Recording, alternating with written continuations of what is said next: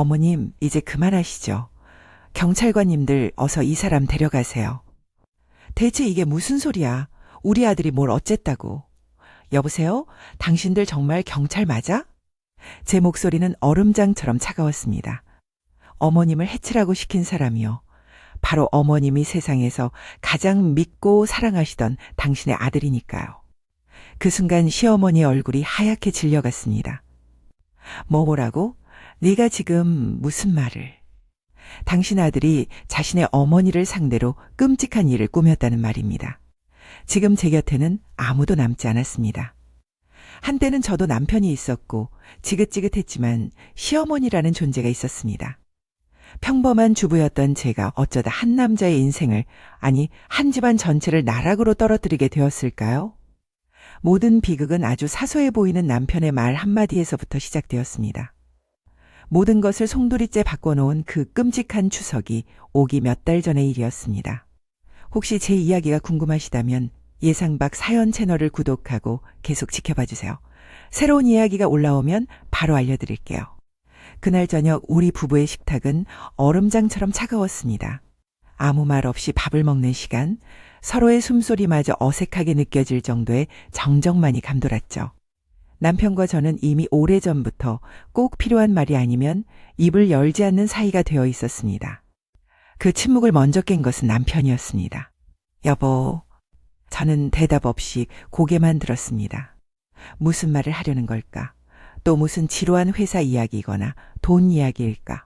속으로 생각하며 무심하게 그를 쳐다봤습니다. 어머니, 부쩍 기력이 없으신 것 같아서 말이야. 심장이 쿵 하고 내려앉는 기분이었습니다.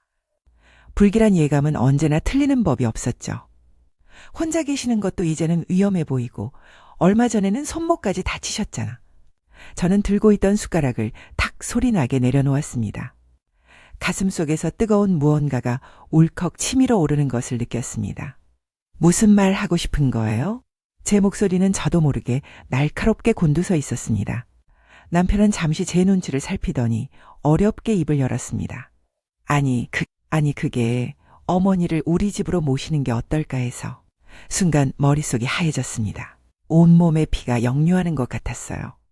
지금 제정신이에요? 우리 약속했잖아요. 그 문제는 다시는 꺼내지 않기로. 상황이 달라졌잖소. 어머니가 예전 같지 않으시다고. 자식된 도리로서 어떻게 모른 척을 해. 자식된 도리? 그럼 나는요? 나는 이 세상에 혼자 뚝 떨어진 사람이요. 당신 어머니 때문에 내가 받은 상처는 생각 안 해요? 당신 분명히 약속했어. 다시 그 얘기 꺼내면 우리 관계도 끝이라고. 제 말에 남편은 더 이상 대꾸하지 않았습니다. 그저 깊은 한숨을 내쉬더니 자리에서 일어나 말없이 자신의 방으로 들어가 버렸습니다. 저는 그때까지만 해도 남편의 그 말이 그저 늙고 병든 어머니를 걱정하는 아들의 단순한 효심이라고 생각했습니다. 그래서 차갑게 말을 내뱉으면서도 마음 한구석이 불편하고 쓰라렸죠. 하지만 시간이 모든 것을 알려주더군요. 그의 그 말이 단순한 효심이 아니었다는 것을. 그 말 뒤에 숨겨진 추악하고 더러운 속내를 저는 그때는 정말 꿈에도 몰랐습니다.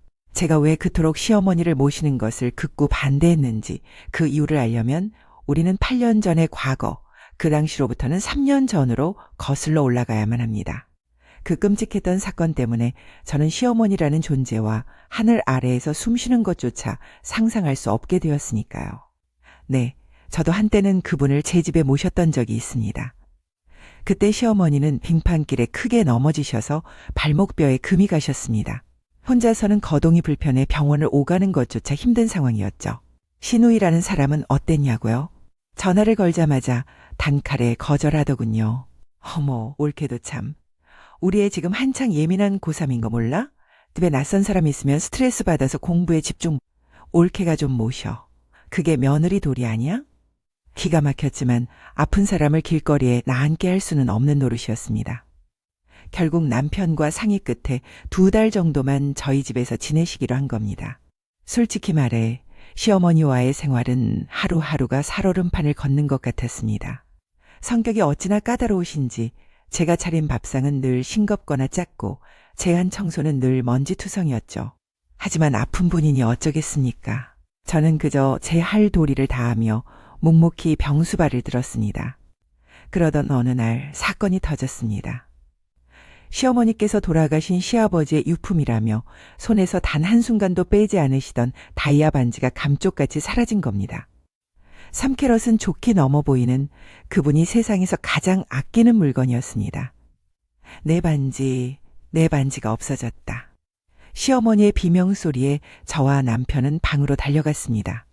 온 집안을 다 뒤졌습니다. 서랍을 열고 침대 밑을 살피고 옷장 속까지 샅샅이 뒤졌지만 반지는 보이지 않았습니다. 그때였습니다. 저를 바라보는 시어머니의 눈빛이 싸늘하게 변하기 시작했습니다. 마치 먹잇감을 노리는 뱀의 눈빛처럼 차갑고 날카로웠습니다. 너지? 네? 어머니, 그게 무슨 말씀이세요?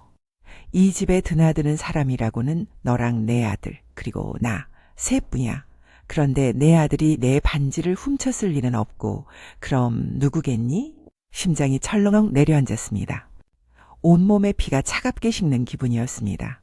어머니 설마 저를 의심하시는 거예요? 저는 어머님 반지에 손댄 적 없어요. 맹세해요. 하지만 시어머니는 제 말을 들으려 하지 않았습니다. 오히려 경멸이 가득한 눈으로 저를 위아래로 훑어보셨죠. 네가 아니면 그 반지가 발이 달려서 혼자 도망이라도 갔다는 거냐? 내가 처음부터 알아봤다.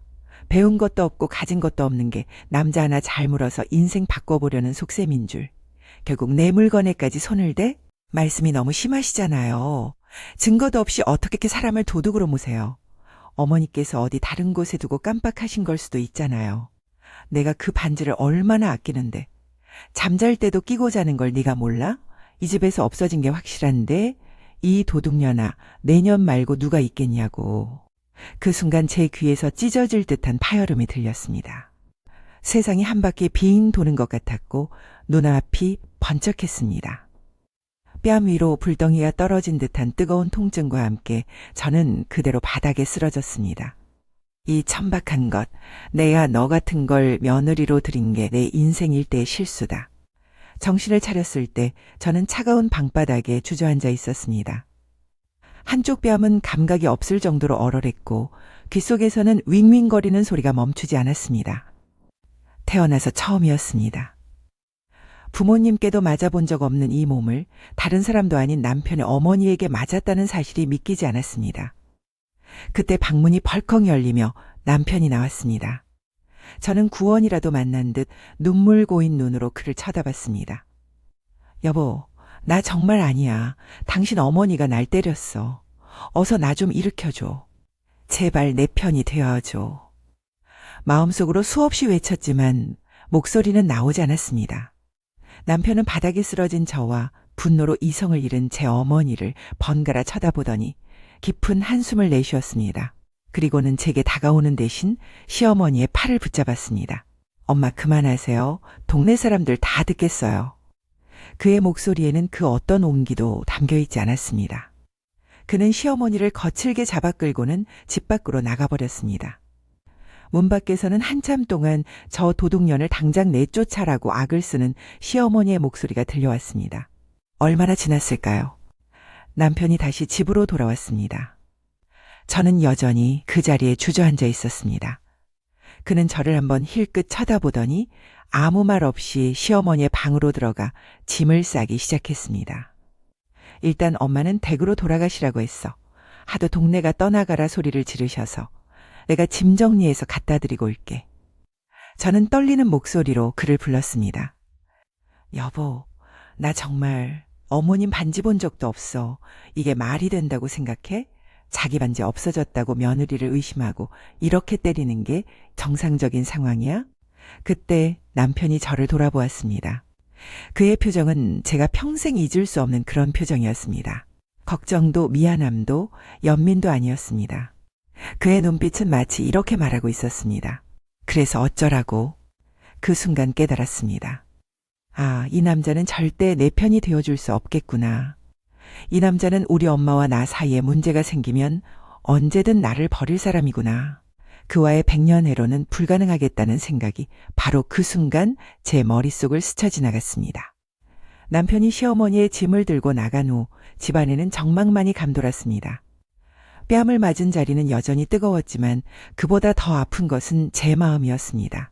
이 결혼이, 이 관계가 무언가 단단히 잘못되었다는 것을 온몸으로 느끼고 있었습니다. 그날 밤 남편은 자정이 넘어서야 들어왔습니다. 그는 제게 아무 말도 걸지 않았고 저 또한 그에게 아무것도 묻지 않았습니다. 우리는 마치 한 집에 사는 투명인간처럼 서로를 스쳐 지나갔습니다. 다음 날부터 시어머니의 본격적인 괴롭힘이 시작되었습니다. 시작은 한 통의 전화였습니다. 나다. 수화기 너머로 들려오는 목소리는 얼음장처럼 차가웠습니다. 네, 어머님. 내 반지값으로 1,000만 원 내일까지 내 통장으로 보내거라. 제가 왜요?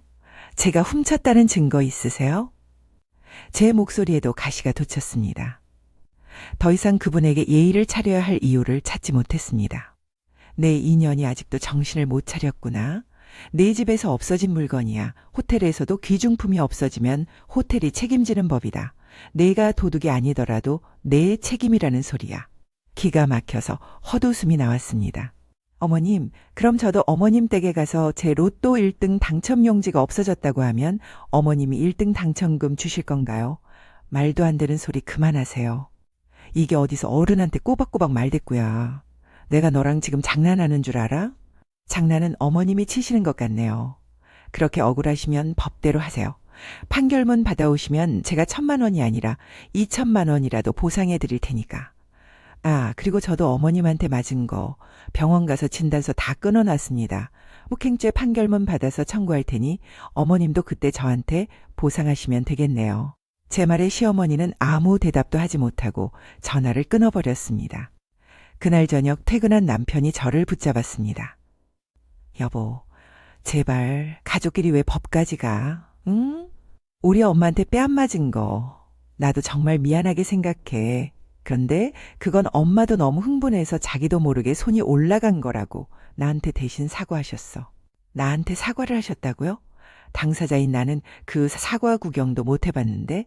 그리고 당신 우리 아빠 성격 알지? 내가 아빠한테 이 얘기하면 당신은 뺨 한 대로 안 끝나. 우리 아빠 주먹 맛 한 번 보고도 그런 소리가 나올까? 남편의 얼굴이 하얗게 질렸습니다. 제발 일 크게 만들지 마, 엄마가. 그 반지가 돌아가신 아버지가 준 마지막 선물이라서 더 속상해 하시는 거야. 당신이 아랫사람이니까 그냥 엄마 좀 이해해주면 안 될까? 그냥 우리가 조금만 도와드린다고 생각하면. 저는 남편의 말을 끊었습니다. 조금만 도와드리면 아주 나를 진짜 도둑년으로 만들어서 감옥까지 쳐넣으시겠네. 그렇게 당신 어머니가 걱정되고 그렇게 그 돈 물어드리고 싶어? 저는 그의 눈을 똑바로 쳐다보며 말했습니다. 좋아. 그럼 당신이 훔쳤다고 해. 지금 당장 어머님께 전화해서 당신이 그 반지 훔쳤다고 잘못했다고 빌어. 그리고 당신이 그 반지값 물어줘. 그럼 되잖아. 당신은 아들이니까 그래도 되지? 나는 못해. 나는 도둑이 아니니까. 남편은 아무 말도 하지 못했습니다. 그저 깊은 한숨을 내쉬며 고개를 떨굴 뿐이었습니다. 그의 입은 제 입장이 아닌 오직 자신의 어머니 입장만을 앵무새처럼 떠들어대고 있었으니까요. 그 일이 있고 며칠 동안 집안의 공기는 마치 납덩이처럼 무겁게 가라앉아 있었습니다. 남편과 저는 서로에게 그림자 같은 존재가 되어버렸죠. 그 숨막히는 침묵을 견딜 수가 없었습니다. 그날은 모처럼 날이 좋았습니다. 답답한 마음에 잠시 바람이라도 쐴까 싶어 집을 나섰을 때였습니다. 백화점 근처 사람들로 붐비는 길거리에서 저는 익숙한 무리를 발견하고 말았습니다. 시어머니가 친구분들과 함께 즐거운 듯 웃으며 걸어오고 계셨습니다. 저는 저도 모르게 몸을 돌려 다른 길로 가려고 했습니다. 그분의 얼굴을 마주하는 것만으로도 가슴속 응어리가 다시 들끓는 것 같았거든요. 그냥 못 본 척 그렇게 스쳐 지나가려고 했습니다. 그때였습니다. 시어머니의 손가락에서 무언가 번쩍 하고 햇빛을 반사했습니다. 제 심장이 쿵 하고 바닥으로 떨어지는 소리가 들리는 듯 했습니다. 설마 아니겠지? 하지만 제 두 눈은 정확히 보고 있었습니다. 시어머니가 잃어버렸다며 제 뺨을 때리게 만들었던, 온 집안을 쑥대밭으로 만들었던 바로 그 다이아 반지가 버젓이 그분의 손가락에 끼워져 있었습니다. 온몸의 피가 차갑게 식었습니다. 황당함을 넘어선 분노가 머리끝까지 치밀어 올랐습니다. 저는 망설이지 않고 그들에게 다가갔습니다. 어머니 안녕하세요. 여기서 뵙네요. 저를 발견한 시어머니 얼굴이 순간 흑빛으로 변했습니다. 그분은 마치 불에 댄 사람처럼 화들짝 놀라며 반지를 낀 손을 재빨리 등 뒤로 감추었습니다. 하지만 이미 늦었죠. 저는 그 모든 것을 똑똑히 봤으니까요. 저는 일부러 시어머니의 친구분들까지 다 들으라는 듯 크고 명랑한 목소리로 말했습니다. 어머님, 그 반지, 잃어버리셨다던 그 다이아 반지 찾으셨나 봐요. 아이고, 정말 다행이다. 제가 그 반지 찾으려고 며칠 밤낮으로 온 집안을 다 뒤집어 엎었잖아요. 제 말에 시어머니의 친구분들의 시선이 일제히 시어머니의 등 뒤로 숨긴 손으로 향했습니다. 시어머니의 친구분이 순진한 얼굴로 물었습니다. 어머, 김 여사, 다이아 반지 잃어버렸었어? 오늘 끼고 나온 것만 말고 다른 게 또 있었나 보네? 저는 그 말을 놓치지 않았습니다. 망설임 없이 시어머니 등 뒤로 뻗어 그분이 필사적으로 감추려던 손을 꽉 잡았습니다. 그리고는 사람들 앞으로 그 손을 확 잡아당겼습니다. 에이, 어머님, 반지 찾으셨네요. 뭘 그렇게 숨기세요? 이렇게 버젓이 끼고 계시면서. 시어머니는 당황해서 말을 더듬었습니다. 아니야. 이건 내가 너무 속상해서 새로 산 거야. 그래, 똑같은 걸로. 저는 코웃음을 쳤습니다. 새로 사셨다고요? 어머님께서 늘 말씀하시던 시아버님께서 프로포즈 하실 때 반지에 살짝 긁힌 자국이 생겼다던 그 작은 흠집까지 똑같은데요? 자, 여기 보세요. 이 흠집까지 새로 만드셨을 리는 없잖아요. 제 손가락이 가리키는 곳에는 분명 작은 흠집이 있었습니다. 시어머니 얼굴이 새하얗게 질렸습니다. 저는 그 기회를 놓치지 않고 제 가슴속에 박혀있던 비수를 꺼내들었습니다. 어머니께서 이 반지 훔쳐갔다고 제 뺨을 후려치셨잖아요. 그래서 제가 요즘 통 잠을 못 자거든요. 밤마다 그날 생각만 하면 억울해서요. 근데 이렇게 찾으셨으면 찾았다고 말씀이라도 해주시지 괜히 사람 고생만 시키시고. 제 말에 시어머니 친구분들의 얼굴이 놀라움으로 물들었습니다. 아니, 김 여사, 며느리 뺨을 때려? 요즘 세상에 그런 법이 어디 있어? 맞아. 자기 반지 지난주 모임에도 끼고 나왔었자. 잃어버리긴 뭘 잃어버려. 어쩜 며느리한테 그런 누명을 씌우고 손찌검까지. 그러다 며느리가 고소라도 하면 어쩌려고 그래. 사방에서 쏟아지는 비난에 시어머니는 얼굴이 새빨개져서는 아무 말도 못하고 그 자리를 급하게 떠났습니다. 그 비참한 뒷모습을 보며 저는 그제야 모든 퍼즐 조각이 맞춰지는 것을 느꼈습니다. 반지를 잃어버렸다고 난리를 치기 며칠 전 시어머니는 제게 친구들과 해외여행을 간다며 용돈으로 500만 원을 요구했었습니다.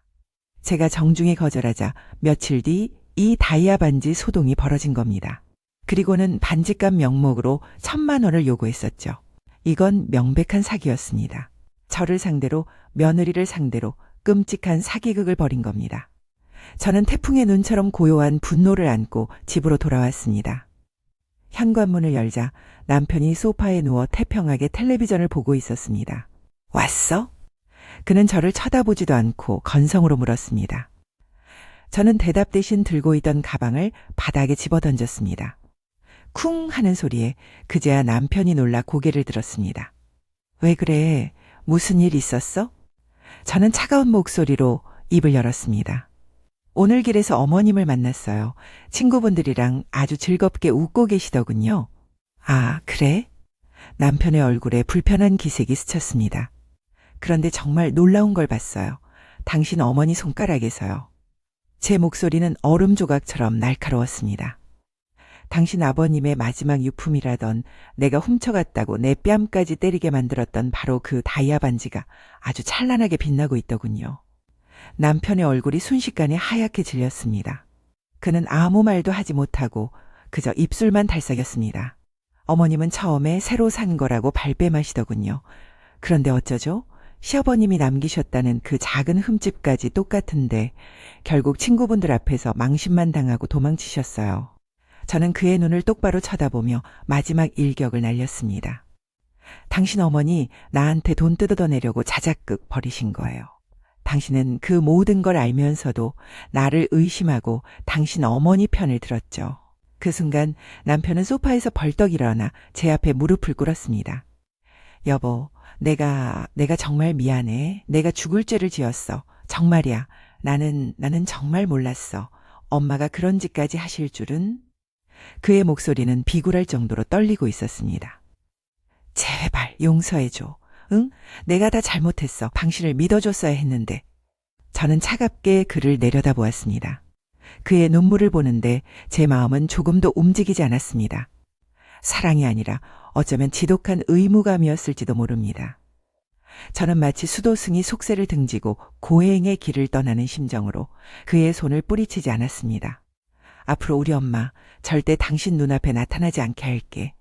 내가 책임지고 연락도 못하게 막을게. 그러니까 제발 이혼만은 하지 말아줘. 저는 그날 남편을 용서했습니다. 아니, 용서라기보다는 포기했다는 표현이 더 맞을 겁니다. 그리고 그날 이후 정말로 3년이라는 시간 동안 저는 시어머니의 그림자조차 보지 않고 살았습니다. 그 지옥 같던 평화가 또 다른 거대한 비극의 서막이었음을 까맣게 모른 채 말입니다. 그렇게 3년이라는 시간이 흘렀습니다. 수도승처럼 마음을 닫고 또 닦으며 저는 그 끔찍했던 기억을 애써 잊으려 했습니다. 시어머니를 만나지 않는다는 것만으로도 제 삶은 놀라울 정도로 평온했습니다. 하지만 그 평화는 사상 누각처럼 위태로운 것이었나 봅니다. 3년 전 저녁 식탁에서 시작되었던 그 악몽이 또다시 저녁 식탁에서 반복될 줄은 꿈에도 몰랐습니다. 남편이 3년 만에 금기어처럼 여겨졌던 그 이름을 다시 입에 올렸습니다. 여보, 어머니 말이야. 저는 들고 있던 숟가락을 떨어뜨릴 뻔했습니다. 온몸의 신경이 바늘처럼 곤두서는 기분이었습니다. 최근에 통화하는데 목소리가 영 안 좋으시더라고. 혼자 계시는 게 아무래도 영 마음에 걸려서 저는 싸늘한 목소리로 그의 말을 잘랐습니다. 그래서요? 또 그 얘기 하시려는 거예요? 우리 3년 전에 분명히 끝낸 이야기잖아요. 아니, 내 말 좀 들어봐. 이번엔 정말 상황이 달라. 어머니가 너무 무서워하셔. 집에 도둑이 들었대. 순간 머릿속으로 수만 가지 생각이 스쳐 지나갔습니다. 도둑? 또 무슨 수작이지? 나를 속이려는 또 다른 연극인가? 제 마음속에서는 이미 경고등이 울리고 있었습니다. 그래서요? 어머님은 괜찮으시고요? 경찰에는 신고했고요? 저는 일부러 사무적인 목소리로 물었습니다. 더 이상 그의 감정 노름에 휘말리고 싶지 않았습니다. 엄마가 도둑이랑 마주쳤나 봐, 지금. 지금 병원에 계셔. 땡땡병원 응급실이야. 병원. 그 단어가 제 심장을 세게 내리쳤습니다. 연극이라고 하기에는 너무나도 현실적인 단어였습니다. 병원에는 왜요? 어디 다치셨대요? 나도 아직 자세한 건 몰라. 일단 빨리 병원으로 와줘. 엄마가 너무 놀라서 말도 제대로 못하시는 것 같아. 수화기 너머로 들려오는 남편의 다급한 목소리에 저는 더 이상 의심을 이어갈 수가 없었습니다. 아무리 미운 사람이라도 다쳤다는 말을 듣고 모른 척할 수는 없었으니까요. 저는 서둘러 옷을 챙겨 입고 병원으로 향했습니다. 그렇게 저는 다시 한번 그 지옥의 문턱으로 제 발로 걸어 들어가고 있었습니다. 병원으로 달려가는 내내 제 머릿속은 복잡하게 얽혀 있었습니다. 정말일까? 정말 강도를 만난 걸까? 아무리 그분이 미웠지만 차마 사람이 다치기를 바란 적은 없었습니다. 하지만 지난 3년간의 경험은 제 마음속에 깊은 불신을 심어놓았죠. 병원 특유의 소독약 냄새가 코를 찔렀습니다. 남편이 알려준 병실 문을 열고 들어서는 순간 저는 숨을 멈췄습니다. 제 눈앞에 펼쳐진 광경은 제 모든 의심과 불신을 한순간에 날려버릴 만큼 충격적이었습니다. 시어머니는 침대 위에 미라처럼 누워 계셨습니다. 얼굴은 시퍼런 피멍으로 뒤덮여 원래의 모습을 알아볼 수 없을 정도였고 머리와 손에는 하얀 붕대가 칭칭 감겨 있었습니다. 초점 없는 눈으로 허공을 응시하는 그 모습은 제가 알던 그 기세등등하던 시어머니가 아니었습니다. 병실 안에는 경찰관 2명이 와 있었습니다. 한 명은 시어머니의 말을 받아 적고 있었고 단 한 명은 남편에게 상황을 묻고 있었습니다. 분명 불을 켜놓고 나갔는데 돌아오니 집안이 캄캄하더라고. 시어머니는 겨우겨우 끊어질 듯한 목소리로 말을 이어갔습니다. 이상하다 싶었는데 거실에 웬 시커먼 그림자가 금이 갑자기 나한테 달려들더니 옆에 있던 화분으로 나를. 더 이상 말을 잇지 못하고 시어머니는 가쁜 숨을 몰아쉬었습니다. 경찰관이 남편에게 물었습니다. 혹시 댁에 값나가는 물건이라도 있습니까? 현금이라든지. 네, 사실 저희 어머니께서 사채업을 좀 하셔서요. 평소에도 현금을 집에 두시는 경우가 많습니다. 금고에 보관하고 계셨을 겁니다. 원한을 살 만한 사람은 없으니까. 그때 시어머니의 입에서 희미한 목소리가 흘러나왔습니다. 장씨, 동파리. 그놈이 며칠 전에 내가 돈 갚으라고 했더니 가만 안 둔다고. 경찰들은 알겠다며 장씨라는 사람을 조사해보고 주변 CCTV도 확인한 뒤 다시 연락을 주겠다고 말하고는 병실을 나갔습니다. 그들이 나가자마자 병실 문이 거칠게 열리며 신우이가 헐레벌떡 들어왔습니다. 엄마, 괜찮아? 이게 무슨 일이야? 신우이는 침대로 달려가 시어머니를 부둥켜 안고 울부짖기 시작했습니다. 그러더니 이내 분노에 찬 눈으로 저와 남편을 쏘아보았습니다. 이게 다 오빠랑 올케 때문이야. 내가 처음부터 엄마 우리 집에서 모시자고 했지. 며느리가 돼서 시어머니 하나 제대로 건사 못하고 길거리 강도한테 이렇게 맞게만 어? 올케 당신 며느리 자격이나 있어? 우리 엄마 잘못되면 내가 당신 가만 안 둘 거야. 기가 막혔습니다. 자기는 아들 교육에 방해된다며 아픈 엄마를 단칼에 내쳤던 사람이 이제 와서 모든 책임을 제게 돌리는 그 모습에 헛웃음이 나왔습니다. 하지만 저는 아무 말도 하지 않았습니다. 지금은 그럴 때가 아니었으니까요. 신우이가 병실을 나간 후 남편은 지친 얼굴로 제 옆에 섰습니다. 우리는 한참 동안 말없이 붕대에 감긴 채 잠들어 있는 시어머니의 얼굴만 내려다보았습니다. 저 얼굴에서 분노와 경멸 대신 깊은 공포와 고통의 흔적을 보니 마음이 복잡했습니다.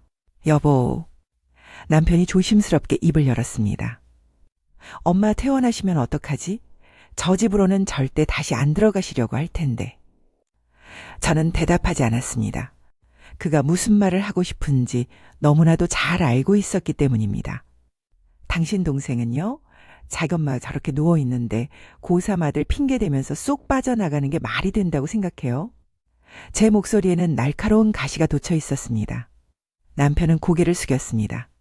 미진이 걔가 원래 저런 애인 거 알잖아. 걔한테 기대하는 건 무리야. 결국 우리밖에 없는데. 저는 시선을 돌려 다시 시어머니를 바라보았습니다. 피멍이 든 얼굴, 붕대로 감싼 손.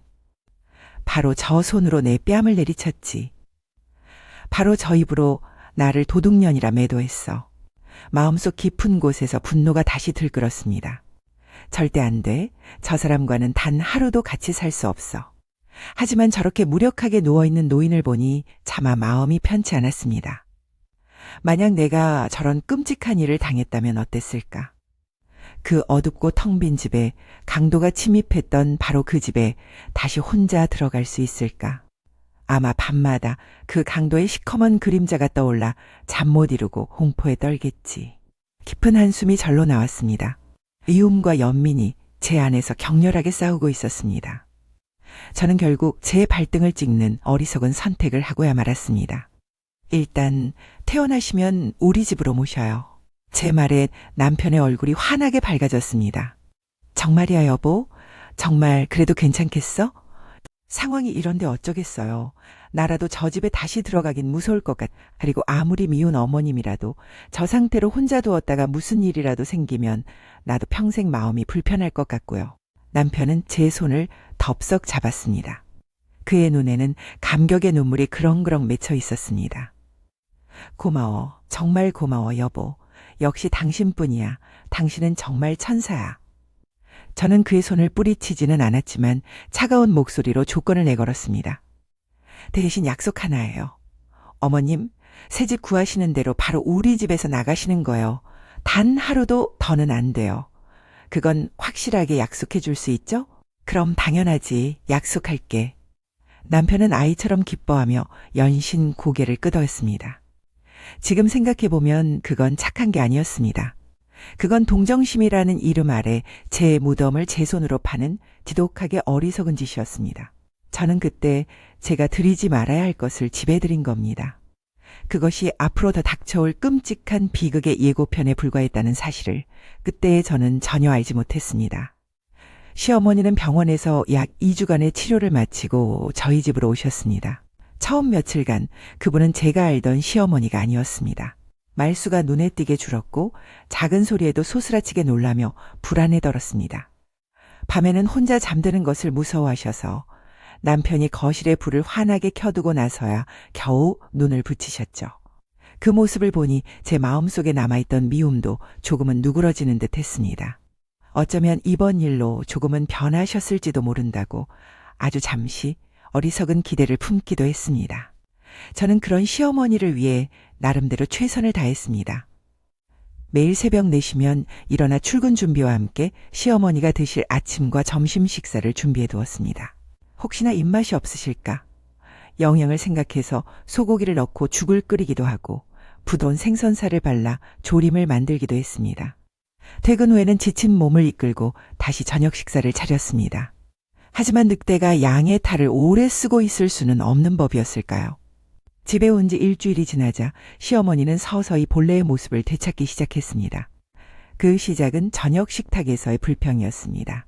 제가 정성껏 차린 밥상을 물끄러미 내려다보던 시어머니가 숟가락을 탁소리 나게 내려놓았습니다. 애미야, 네 어머님, 이게 지금 밥상이라고 차린 거냐? 저는 순간 제 귀를 의심했습니다. 네? 무슨 문제라도 있으세요? 문제가 안 보이냐? 멀건국에 풀떼기 몇 개, 내가 강도한테 맞아서 죽다 살아온 사람이야. 이렇게 먹여서 아주 나를 말려 죽일 셈이냐? 지난 며칠간의 동정심이 한순간에 사라지고 차가운 분노가 그 자리를 채웠습니다. 어머님, 저도 직장 다니면서 어머님 식사 신경 쓰느라 매일 새벽같이 일어나 준비하는 거예요. 몸에 좋으시라고 일부러 싱겁게 만든 거고요. 네가 힘든 게 대수야. 나는 지금 온몸이 쑤시고 아파서 밥숟가락 들 힘도 없는 사람이야. 아픈 시어미한테 이따위 음식을 내놓는 며느리가 세상 천지에 어디 있냐. 이게 아주 작정하고 나를 굶겨 죽이려는 거지. 더 이상 참을 수가 없었습니다. 저랑 남편은 원래 이렇게 먹고 살아요. 어머님도 이렇게 드셔도 안 굶어 죽으세요. 제 차가운 대꾸에 시어머니의 눈이 동그래졌습니다. 뭐라고? 제가 차린 음식이 그렇게 불편하고 입에 안 맞으시면 주방은 저쪽에 있으니 직접 해드시면 됩니다. 이전에도 혼자 잘 해드셨잖아요. 저희 집이 무슨 호텔 뷔페도 아니고 제가 어떻게 매번 만찬을 차려드릴 수 있겠어요. 제 말에 시어머니는 아무 대답도 하지 못했습니다. 그저 분하다는 듯이 저를 노려볼 뿐이었죠. 저는 그때 깨달았습니다. 아, 사람은 절대 변하지 않는구나. 그리고 나의 동정심은 또 다른 재앙을 불러오는 씨앗이 될 뿐이겠구나. 그날 이후 저는 시어머니의 집이 팔리기만을 손꼽아 기다렸습니다. 약속된 시간이 흐르고 있었지만 집을 보러 오는 사람이 있다는 소식은커녕 부동산 중개인에게서 전화 한 통 오지 않았습니다. 마음속에서 불길한 예감이 스멀스멀 피어올랐습니다. 뭔가 이상했습니다. 요즘같이 부동산 경기가 좋지 않을 때에는 금매로 내놓으면 금방 팔리기 마련인데 이렇게까지 조용할 리가 없었습니다. 결국 저는 참지 못하고 직접 부동산 중개인에게 전화를 걸었습니다. 사장님 안녕하세요. 홍춘자 여사님 댁 때문에 전화드렸는데요. 혹시 집 보러 온 사람은 없었나요? 수화기 너머의 중개인은 한숨부터 내쉬었습니다. 그의 목소리에는 난처함이 가득 묻어 있었습니다. 아, 사모님, 그것 때문에 전화하셨구나. 사실 제가 뭐라고 말씀을 드려야 할지. 무슨 문제라도 있나요? 솔직히 말씀드리면요, 사모님. 어머님께서 내놓으신 가격에는 절대 팔 수가 없습니다. 요즘 매수자 우위 시장인데 시세보다 5억이나 비싸게 올려두시면 그걸 누가 사겠습니까? 몇 번이나 말씀드렸는데도 막무가내시더라고요. 순간 머리를 한 대 3개 맞은 것 같았습니다. 5억이나 비싸게. 이건 집을 팔겠다는 의지가 전혀 없으신 거죠. 제가 부끄러워서 다른 손님들한테 소개도 못하고 있어요. 소개했다가는 욕만 바가지로 먹을 게 뻔한데. 저는 전화기를 든 채 그대로 자리에 주저앉았습니다. 온몸에서 힘이 빠져나가는 기분이었습니다. 역시나 강도 사건으로 충격을 받았다는 것도 무섭다는 것도 어쩌면 나를 이 집에 다시 들이기 위한 연극이었을지도 모른다는 끔찍한 생각마저 들었습니다. 그날 저녁 저는 거실에서 태연하게 텔레비전을 보고 있는 시어머니에게 다가갔습니다. 어머님, 오늘 부동산 사장님하고 통화했어요. 시어머니는 저를 쳐다보지도 않고 퉁명스럽게 대답했습니다. 그래서? 시세보다 5억이나 비싸게 집을 내놓으셨더군요. 그 가격에 집이 팔릴 거라고 정말 생각하시는 거예요? 아니면 처음부터 이 집에서 나갈 생각이 없으셨던 건가요? 그제야 시어머니가 고개를 돌려 저를 노려보았습니다. 내 집 내가 얼마에 팔든 네가 무슨 상관이야. 내 집은 로얄동의 로얄층이라 그 정도 값어치는 충분히 해. 기가 막혀서 헛웃음이 터져 나왔습니다. 어머님, 도로 바로 옆에 있는 1층이 언제부터 로얄동 로얄층이었죠? 계속 이렇게 나오시면 저도 더는 못 참습니다. 네가 못 참으면 어쩔 건데. 이 집이 내 아들 집인데 네가 감히 나를 내쫓기라도 하겠단 거냐? 저는 차갑게 그녀를 내려다보며 최후 통첩을 날렸습니다. 어머님 집 당장 시세에 맞게 가격 내리세요. 싫으시면 제가 그 집 금매로 3억에 내놓을 겁니다. 이 인연이 5억짜리를 10억에 팔겠다는 분도 있는데 3억은 왜 안 되겠어요? 뭐라고? 이 미친년이. 그리고 똑똑히 들으세요. 제가 어머님께 드릴 시간은 딱 3개월입니다. 3개월 뒤에는 집이 팔리든 안 팔리든 어머님은 이 집에서 나가셔야 할 겁니다. 네가 뭔데 내 아들 집에서 나가라 말아야. 시어머니가 소파에서 벌떡 일어나며 고함을 질렀습니다. 저는 조금도 물러서지 않고 차가운 눈으로 그녀를 마주 보았습니다. 무슨 소리 하시는 거예요? 이 집 어머님 아들 집 아니고 제 집이에요. 결혼할 때 저희 아버지가 제 이름으로 사주신 집이라고. 등기부 등본이라도 떼어드릴까요? 어머님 아드님은 저랑 결혼할 때 그 잘난 불알 두 쪽 말고는 아무것도 안 해온 거 벌써 잊으셨어요? 제 말에 시어머니의 얼굴이 시뻘겋게 달아올랐다가 이내 잿빛으로 변했습니다. 그때 방에서 소란을 듣고 남편이 나왔습니다. 그는 상황을 파악하고는 다급하게 시어머니를 부축해 방으로 모셨습니다. 그리고는 제게 다가와 낮은 목소리로 속삭였습니다. 여보, 제발 조금만 참아줘. 응? 내가 엄마 설득해서 집값 내리라고 할게. 제발. 저는 그의 말을 무시하고 제 방으로 들어가 문을 잠가버렸습니다. 그의 애원은 더 이상 제 마음에 아무런 울림도 주지 못했습니다. 그날 이후 집안의 분위기는 그야말로 전쟁터였습니다. 시어머니는 사사건건 제게 시비를 걸었고 저는 더 이상 참지 않고 꼬박꼬박 말대꾸를 했습니다. 남편은 그 사이에서 어쩔 줄 몰라 하며 한숨만 내쉴 뿐이었습니다. 그러던 어느 날 밤 저는 회사 일로 늦게 퇴근했습니다. 지친 몸을 이끌고 현관문을 열었을 때 저는 제 눈을 의심했습니다. 거실에는 시어머니와 그 친구분들이 막걸리 판을 벌이고 있었습니다. 이미 몇 병을 비웠는지 다들 얼굴이 벌겋게 달아올라 있었습니다. 왔냐? 시어머니는 저를 보자마자 턱짓으로 주방을 가리켰습니다. 마침 잘 왔다. 친구들 왔으니 술상 좀 제대로 다시 차려오너라. 저는 황당함을 넘어 분노가 치밀었습니다. 강도에게 맞은 충격으로 술은 절대 마시면 안 된다고 의사가 신신당부를 했었습니다. 어머님, 아직 술 드시면 안 되잖아요. 의사 선생님 말씀 잊으셨어요? 제 말에 시어머니는 들고 있던 막걸리 잔을 상에 탁 소리나게 내려놓았습니다. 시끄러. 내년이 의사야? 내가 마시든 말든 네가 무슨 상관이야? 술맛 떨어지게 재수없는 소리 말고 어서 안주나 더 내와. 더 이상 싸울 기력도 없었습니다. 저는 묵묵히 배달앱을 켜 족발을 주문했습니다. 이 지긋지긋한 사람들과 엮이는 시간을 단 1분이라도 줄이고 싶었기 때문입니다. 하지만 그날 밤 시어머니는 제가 결코 넘어서는 안 될 선을 넘고 말았습니다. 잠시 후 배달원이 족발을 들고 도착했습니다. 저는 아무 말 없이 족발을 접시에 옮겨 담아 술상에 내놓았습니다. 시어머니의 친구분 중 한 분이 제게 미안하다는 듯 웃으며 말했습니다. 아이고, 아기 엄마, 미안해요. 내 친구가 오늘 좀 과하네. 요것만 먹고 우리 금방 갈 테니 너무 신경 쓰지 말아요. 그 순간이었습니다. 아기 엄마라는 그 평범한 한마디가 시어머니의 남은 이성의 끈을 완전히 끊어버렸습니다. 시어머니는 갑자기 광인처럼 웃어젖히기 시작했습니다. 아기 엄마? 푸하, 아기 엄마라니 가당치도 않다. 제가 애가 있어야 아기 엄마지. 분위기가 순식간에 싸늘하게 얼어붙었습니다. 시어머니는 벌겋게 충혈된 눈으로 저를 가리키며 고래고래 소리를 질렀습니다. 전현 시집 온 지 10년이 넘도록 애 하나 못 낳는 성녀야 성녀. 밭이 썩어도 아주 제대로 썩었지. 어디 씨앗인들 붙어 있어야 말이지. 그 말을 듣는 순간 제 심장이 발밑으로 곤두박질 치는 것 같았습니다. 세상의 모든 소리가 사라지고 시어머니의 저주 같은 목소리만이 제 귓속을 파고들었습니다. 어디 그뿐인 줄 알아? 용하다는 한의원에 비싼 시험관 시술까지.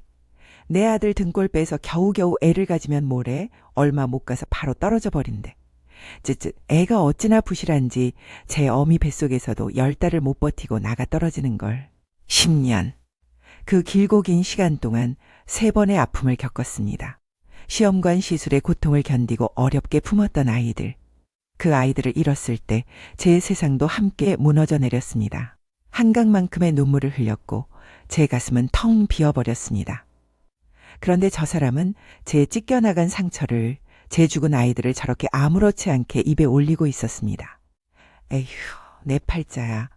나는 손주는커녕 증손주도 못 보고 죽으려나 보다. 내 아들은 대체 무슨 죄가 많아서 저런 복없는 년을 만나 이 고생인지 몰라. 더 이상은 참을 수가 없었습니다. 아니, 더 이상은 참아서는 안 됐습니다. 저는 떨리는 몸을 겨우 일으켜 얼음장 같은 목소리로 입을 열었습니다. 어머님. 제 목소리는 분노로 가늘게 떨리고 있었습니다. 하지만 저는 눈 하나 깜짝하지 않고 시어머니를 똑바로 쳐다보며 말을 이었습니다. 저희 부부가 아이를 갖지 못하는 이유, 제가 부실해서가 아니에요.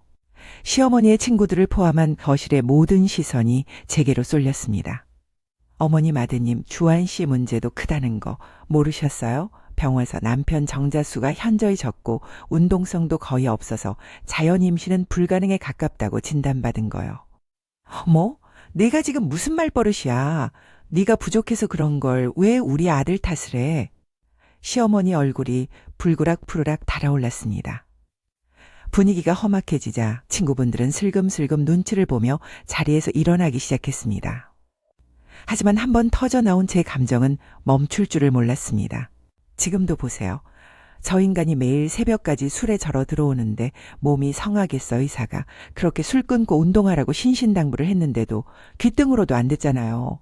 솔직히 말해서 이런 상황에서 아이 안 가지는 게 오히려 다행이라고 생각해요. 이게 아주 찢어진 입이라고 막말을 하는구나.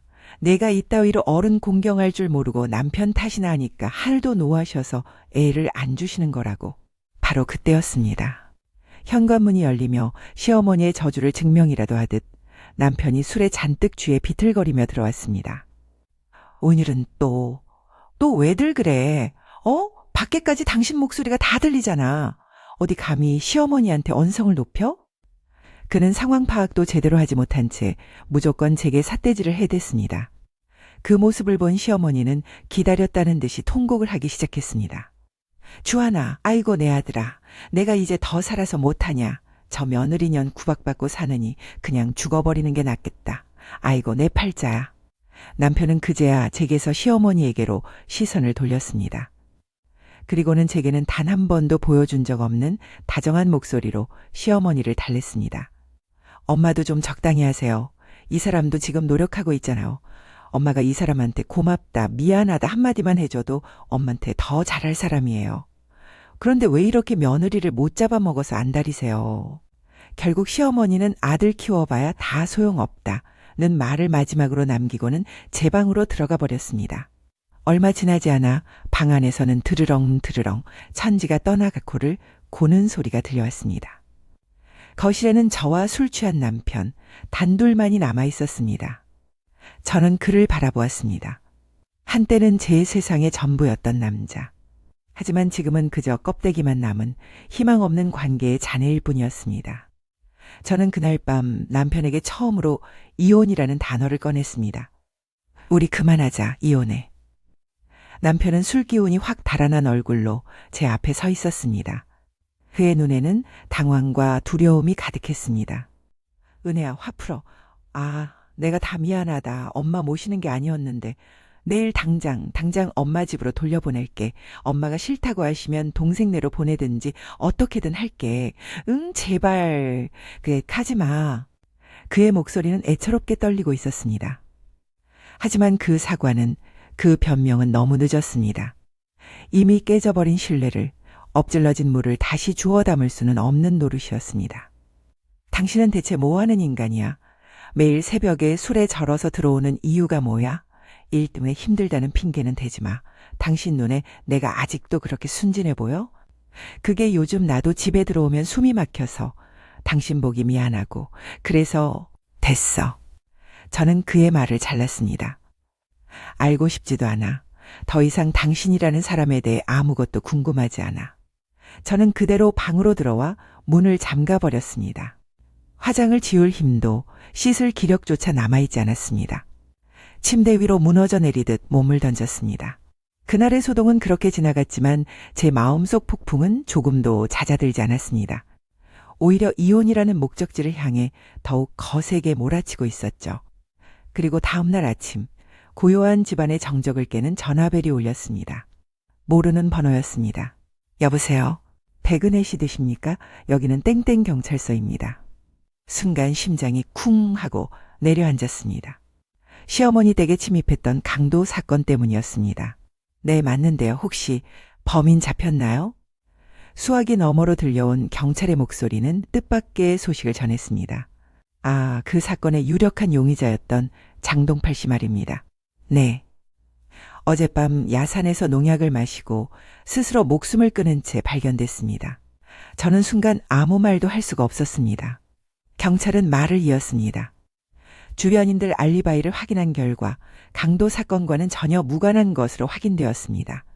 홍춘자 씨에게 진 빚 때문에 많이 힘들어했다고 하더군요. 한 번도 본 적 없는 사람이었지만 그의 마지막이 너무나 안타깝게 느껴졌습니다. 결국 사건은 다시 원점으로 돌아간 셈이었습니다. 그런데 말입니다. 경찰이 조심스럽게 말을 이었습니다. 저희가 CCTV를 샅샅이 뒤지다가 새로운 용의자를 한 명 찾아냈습니다. 저희가 사진 한 장 보내드릴 테니 혹시 아시는 분인지 확인 좀 부탁드립니다. 전화를 끊고 나서도 저는 한참 동안 그 자리에 서 있었습니다. 새로운 용의자. 제발 이 지긋지긋한 사건이 끝나기를.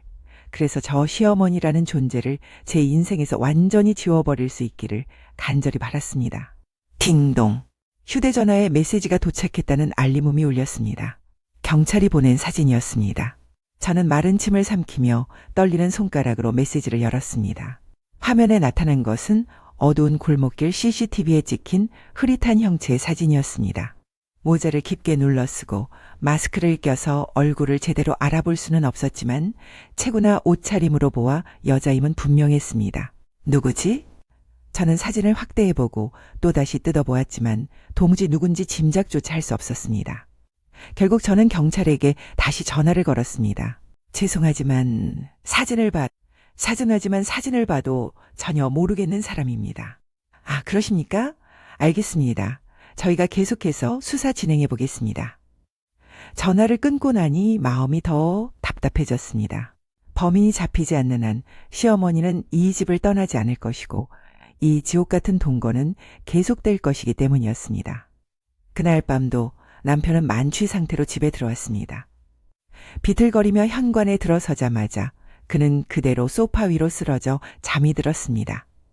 코를 고는 소리가 거실을 가득 메웠습니다.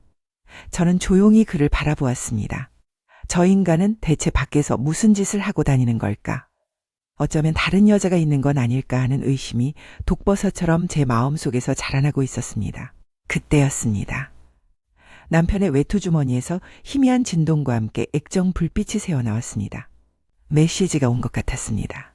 순간 제 심장이 거세게 뛰기 시작했습니다. 여자의 촉이라고 하던가요. 보아서는 안 될 것을 보게 될 것만 같은 불길하고도 강렬한 예감에 휩싸였습니다. 저는 잠든 남편에게 조심스럽게 다가갔습니다. 그리고 그의 주머니에서 휴대전화를 꺼내들었습니다. 화면은 비밀번호로 잠겨 있었습니다. 저는 잠시 망설였습니다. 하지만 이내 죽은 듯 잠들어 있는 남편의 엄지손가락을 들어 그의 휴대전화 잠금 센서에 가져다 댔습니다. 딸깍하는 소리와 함께 잠금이 풀렸습니다. 떨리는 손으로 화면을 확인하는 순간 제 눈에 들어온 네 글자에 온몸의 피가 차갑게 식어버렸습니다. 들어갔어? 보고 싶어. 네 글자. 그저 평범해 보이는 네 글자였지만 제 심장을 꿰뚫는 비수였습니다. 보고 싶어. 그 다정한 단어가 이토록 역겹고 소름 끼치게 느껴질 수 있다는 저는 그날 처음 알았습니다. 손이 부들부들 떨려왔습니다. 숨을 쉬는 법조차 잊어버린 것 같았습니다. 저는 미친 사람처럼 남편의 휴대전화를 뒤지기 시작했습니다. 통화 기록, 다른 메시지, 사진첩. 그 여자의 흔적을 찾기 위해 눈에 불을 켰습니다. 하지만 아무것도 없었습니다. 그 문자 한 통 외에는 그 어떤 증거도 찾을 수 없었습니다. 마치 꼬리만 남겨두고 사라진 유령처럼 그 여자의 존재는 그 문자 4글자가 전부였습니다. 저는 고개를 들어 소파에 쓰러져 잠든 남편을 보았습니다. 세상 모르고 잠든 그의 얼굴은 너무나도 평온해 보였습니다. 가슴 속에서 뜨거운 분노가 용암처럼 들끓었습니다. 저 평온한 얼굴 뒤에 그런 추악한 비밀을 숨기고 있었다니. 지금 당장 그의 뺨을 내리치며 이 문자를 들이밀고 싶었습니다. 소리를 지르고 머리채를 잡고 흔들며 모든 것을 자백하라고 다그치고 싶었습니다. 하지만 저는 가까스로 이성을 붙잡았습니다. 지금 이 문자 한 통만으로는 부족하다. 그는 분명 발뺌할 것이다. 실수로 잘못 온 문자라고 친구들끼리 장난친 거라고 미꾸라지처럼 교묘하게 빠져나가겠지. 더 확실한 증거가 필요했습니다. 그가 절대로 빠져나갈 수 없는 그의 더러운 외도를 만천하에 증명할 수 있는 완벽한 증거 말입니다. 저는 그의 휴대전화에서 조용히 그 문자를 삭제했습니다. 그리고 아무 일도 없었다는 듯 그의 손에 다시 휴대전화를 쥐어주었습니다. 다음 날 아침 저는 아무 일도 없었다는 듯이 행동했습니다.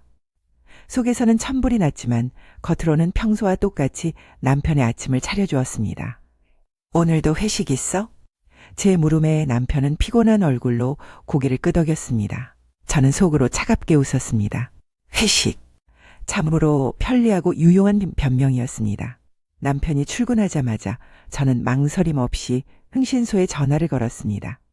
사장님, 제 남편 뒷조사 좀 부탁드립니다.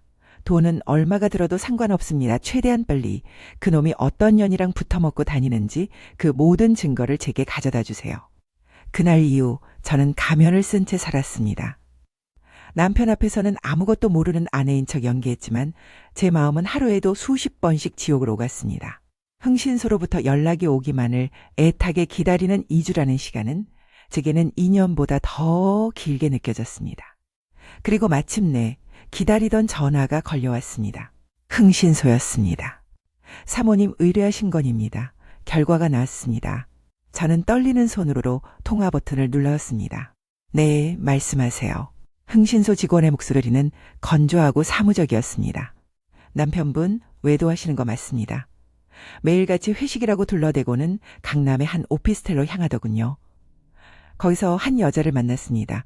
저희가 며칠간 잠복하며 찍은 사진과 영상 자료가 있습니다. 지금 바로 보내드릴까요? 제 목소리는 저도 모르게 떨리고 있었습니다. 네, 보내주세요. 그 여자 얼굴이 나온 사진으로요. 전화를 끊자마자 휴대전화가 짧게 울렸습니다. 사진 파일이 전송되고 있었습니다. 로딩바가 천천히 차오르는 그 짧은 순간이 제게는 영원처럼 느껴졌습니다. 심장이 갈비뼈를 부술 듯이 뛰었고 손에서는 식은땀이 흘렀습니다. 어떤 여자일까? 나보다 젊고 예쁜 여자일까? 내게는 없는 어떤 것을 가진 여자일까? 수만 가지 상상들이 칼날이 되어 제 머릿속을 헤집어 놓았습니다. 그리고 마침내 사진이 화면에 떠올랐습니다.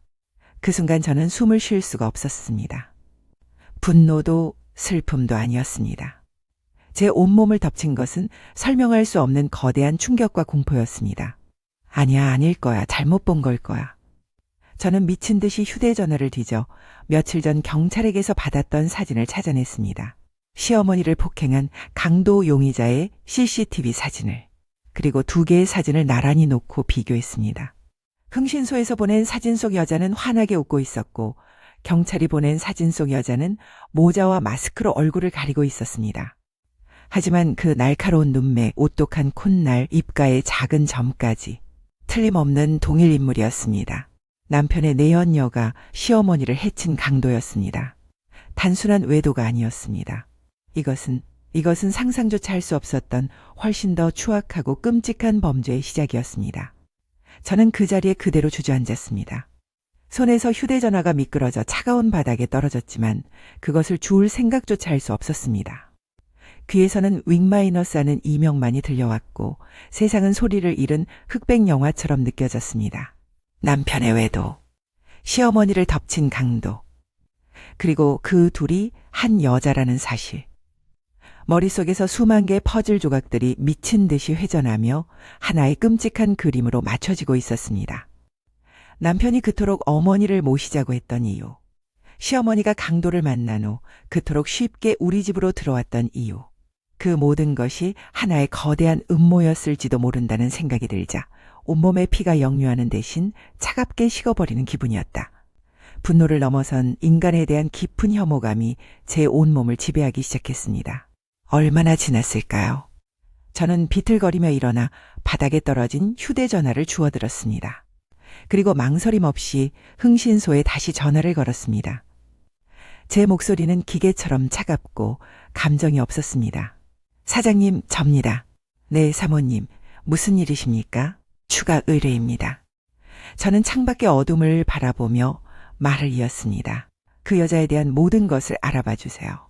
이름, 나이, 가족관계, 지금 살고 있는 곳, 그 여자와 관련된 모든 사소한 정보 하나까지도 전부 다요. 그때가 민족의 대명절이라는 추석을 불과 일주일 앞둔 때였습니다. 저는 제 인생을 건 마지막 싸움을 준비하기 시작했습니다. 그 누구도 상상하지 못했던 피비린내 나는 복수극에 막이 오르고 있었습니다. 일주일이라는 시간 동안 저는 제 안의 모든 감정을 지우는 연습을 했습니다. 슬픔, 분노, 배신감, 그 모든 것을 차가운 이성 아래 단단히 봉인했습니다. 그리고 마침내 운명의 날인 추석 아침이 밝았습니다. 그날 아침 시어머니는 당연하다는 듯이 제게 명령했습니다. 애미야, 오늘이 추석인 건 알지? 어서 차례상 준비하거라. 조상님들 기다리시겠다. 저는 조용히 그녀를 바라보았습니다. 제 눈빛에는 그 어떤 감정도 담겨있지 않았습니다. 차례요? 저 바쁜데요. 집에서 놀고 먹는 아가씨 불러서 직접 준비하시라고 하세요. 뭐라고? 애가 지금... 시어머니의 얼굴이 핫핫하게 달아올랐습니다. 저는 태연하게 말을 이었습니다. 제가 내일 당장 당신네 집안 며느리 안 할지도 모르는데 제가 왜 당신네 조상님들 차례상을 차려야 하죠? 시어머니는 말을 잇지 못하고 부들부들 떨기만 했습니다. 그때 초인종이 울리고 시누이가 들이닥쳤습니다. 차례상이 텅 비어있는 것을 본 그녀는 기다렸다는 듯이 제게 달려들었습니다. 이게 다 뭐야, 옳게 아주 제대로 미쳤구나. 우리 집안을 뭘로 보고. 저는 방으로 들어가 문을 잠가버렸습니다. 문 밖에서는 시어머니와 시누이의 저주 섞인 고함이 계속해서 들려왔습니다. 저는 그저 침대에 앉아 흥신소에서 보내온 마지막 정보를 기다릴 뿐이었습니다. 상간녀의 현재 위치. 그것만이 제 복수의 마지막 퍼즐 조각이었습니다. 얼마 지나지 않아 만취한 남편이 돌아왔고 집안은 그야말로 아수라장이 되었습니다. 백은혜, 당장 문 열지 못해. 남편의 고함 소리를 신호로 저는 마침내 방문을 열고 밖으로 나갔습니다. 그리고 그들 모두를 향해 선언했습니다. 저 오늘부로 이 인간이랑 이혼합니다. 당신들 며느리 이제 안 한다 그러니까 제 집에서 당장 나가주세요. 그 순간 시누이의 손이 제 뺨으로 날아왔습니다. 짝 하는 소리와 함께 얼굴이 화끈거렸습니다. 두 번째였습니다. 이 집안 사람들에게 뺨을 맞은 것이 저는 더 이상 참지 않았습니다. 제 온몸의 분노와 지난 10년의 울분을 실어 시누이의 뺨을 향해 힘껏 손을 휘둘렀습니다. 쩍 하는 둔탁한 소리가 거실을 울렸고 시누이는 비명을 지르며 바닥에 나뒹굴었습니다. 네가 감히 누굴 때려. 남편이 제게 달려드는 순간 저는 그의 뺨도 갈겨버렸습니다. 남편은 휘청이며 무릎을 꿇었습니다. 내 말 못 알아들어? 이혼하자고. 너 바람난 거 내가 모를 줄 알았어? 어젯밤에도 그 여자랑 뒹굴다 온 거 다 안다고. 제 말에 남편과 시어머니의 얼굴이 새하얗게 질렸습니다. 우리 아들이 바람을? 어머니 놀라지 마세요. 당신 아들이 바람난 상대가 누군지 알면 아마 그 자리에서 기절하실 테니까. 바로 그때였습니다. 현관문이 거칠게 열리며 경찰들이 들이닥쳤습니다. 그들은 망설임 없이 남편에게 다가가 차가운 목소리로 미란다 원칙을 고지했습니다. 당신을 강도상의 교사 혐의로 체포합니다. 시어머니는 비명을 지르며 경찰에게 달려들었습니다. 이게 무슨 소리야. 우리 아들이 뭘 어쨌다고. 다 전현이 꾸민 짓이야. 저는 그런 시어머니를 향해 제 손에 들려있던 2장의 사진을 던졌습니다. 하나는 남편의 내연녀가 활짝 웃고 있는 사진, 다른 하나는 경찰이 보냈던 CCTV 속 강도 용의자의 사진이었습니다. 어머님, 눈 똑바로 뜨고 보세요. 당신을 죽기 직전까지 때린 그 강도가 바로 당신 아들이 사랑하는 여자입니다. 시어머니는 두 사진을 번갈아 보더니 이내 숨을 헐떡이며 그 자리에 쓰러졌습니다. 그리고 어머님 집 비밀번호, 금고 비밀번호, 그 모든 걸 그 여자에게 알려주고 당신을 해치라고 시킨 사람이 바로 당신 아들이고요. 모든 진실이 밝혀진 후 남편의 내연녀는 모든 것을 자백했습니다. 경찰 수사 과정에서 더 끔찍한 사실이 드러났습니다. 남편이 시어머니 앞으로 거액의 사망보험금을 여러 개 들어두었다는 사실이. 그는 단순히 돈을 훔치려던 것이 아니었습니다. 자신의 어머니를 죽이고 그 보험금을 타내려 했던 겁니다. 이 모든 사실을 알게 된 시어머니는 충격을 이기지 못하고 뇌출혈로 쓰러져 다시는 일어나지 못했습니다. 남편과 그의 내연녀는 결국 강도상해 및 살인교사 혐의로 각각 징역 20년을 선고받았습니다. 법정에서 고개를 숙인 채 아무 말도 못하던 그의 모습을 보며 저는 처음으로 공포를 느꼈습니다. 어쩌면 시어머니 다음은 바로 나였을지도 모른다는 생각이. 이혼 소송은 빠르게 마무리되었습니다. 법적으로 그와의 인연이 완전히 끊어지는 순간 지난 10년간 저를 짓누르던 무거운 짐이 사라지는 것 같았습니다. 이제 저는 과거의 어둠에 갇혀 살지 않을 겁니다. 상처는 남았지만 저는 제 삶을 다시 시작할 겁니다. 그 누구도 아닌 오직 나 자신을 위한 삶을 말입니다.